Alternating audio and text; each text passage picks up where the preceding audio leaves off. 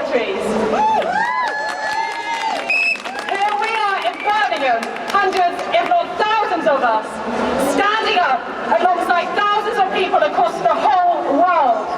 And we are standing up for all the millions of animals who every year, every day, are deliberately, intentionally, and unnecessarily inflicted with excruciating levels of pain and suffering, and who in the hands of the vivisectors are tortured and murdered, hidden from public view in secrecy in laboratories.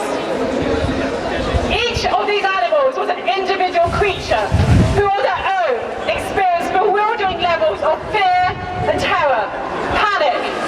They had no idea what was going to happen to them, and they were totally vulnerable.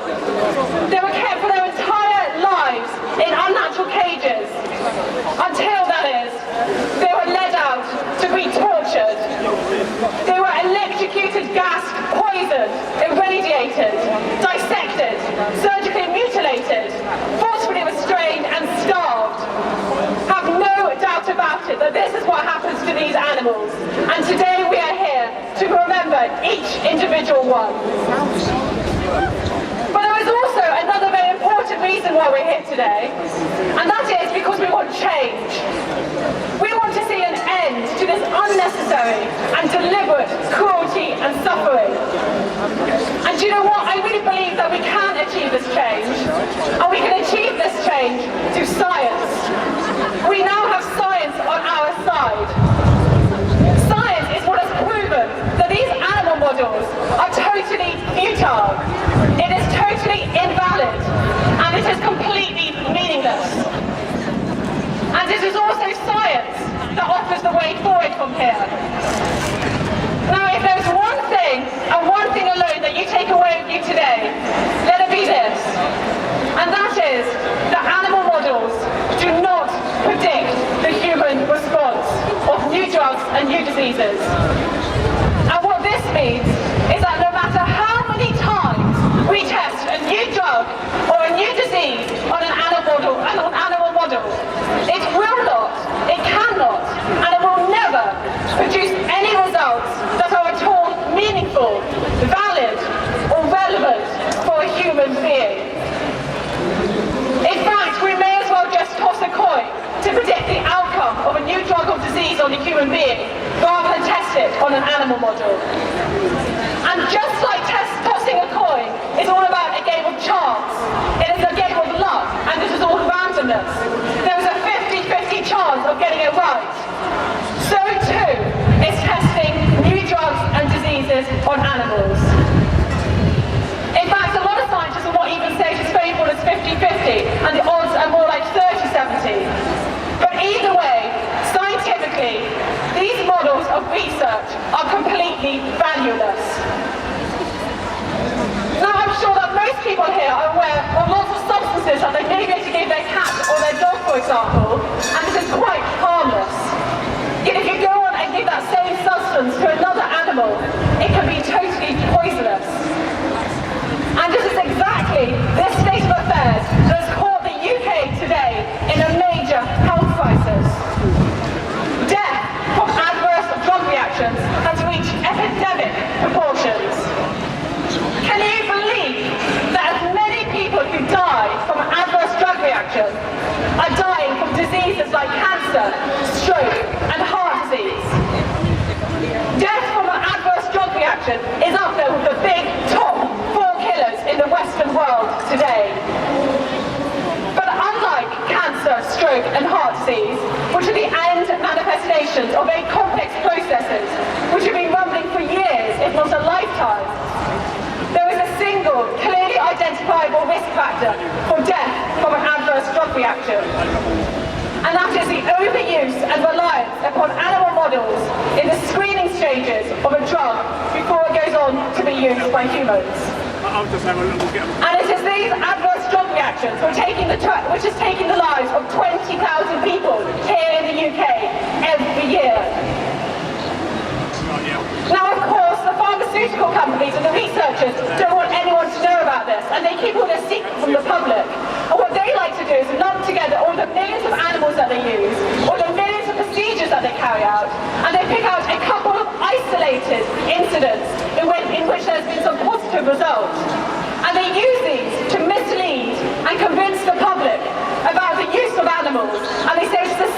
we use animals in medical research and that it justifies the use of animals in research. But far from justifying the use of animals, it actually justifies not to use animals. Can you believe that among all these millions of animals who are researched on, the success rate is only 0.04%? That is an appallingly low success rate. In fact, that's not a success rate at all. It's an outright, blatant failure. And all it goes to do is to support the complete meaningless of all of these research. The evidence is overwhelming. Here in the UK, we use mice as models to test human cancer. Yet, of course, mice do not suffer from human cancer. So the vivisectors insert some human cancer cells under the mice's skin. In no way does this create all the risk factors or the state of a human being suffering from human cancer. It doesn't reflect the human response to cancer. Besides, we humans don't even get cancer under our skin like this. So based on this very unrepresentative model, the vivisectors can actually cure cancer in mice like this. Yet all these millions of cures to mice and not a single cure for cancer in a human being. All these cures are going to cure a mouse in a laboratory, and it's not coming out with anything that is at all meaningful or beneficial to the human patient who is suffering and dying in the hospital bed. Mice are also commonly used as a model for stress, and this is created in mice by the most horrific and appallingly cruel tests. These mice can be left hanging upside down from their tails. They can be trapped in a tiny tube and their tail heated from the tip to the base. And they can be left to swim in a bottomless cylindrical pool until eventually exhausted, they reach the state of hopelessness. Now tell me, how does this represent a human being in today's modern world, leading to today's modern lifestyle? No wonder any results obtained are completely meaningless and irrelevant for human beings. And every year, thousands of dogs and rabbits are poisoned in the most horrific and agonizing ways. Dogs have their fur shaved off to expose their delicate, bare skin, into which toxic chemicals are rubbed until the skin is weeping, raw, bleeding, and ulcerated. Rabbits are forcibly restrained by having their necks locked into stocks, just so that drugs and chemicals can be dripped continuously into their eyes until they are bleeding and blinded. And of course, all of these animals die at the end of this, and death from the poisoning is a slow, drawn-out, agonizing one. And while all of these animals are suffering and dying in this way, they are not effectively screening out new drugs. And this is evident by the number of people who are suffering the complications, if not death, of an adverse drug reaction from the prescription drugs that they are taking.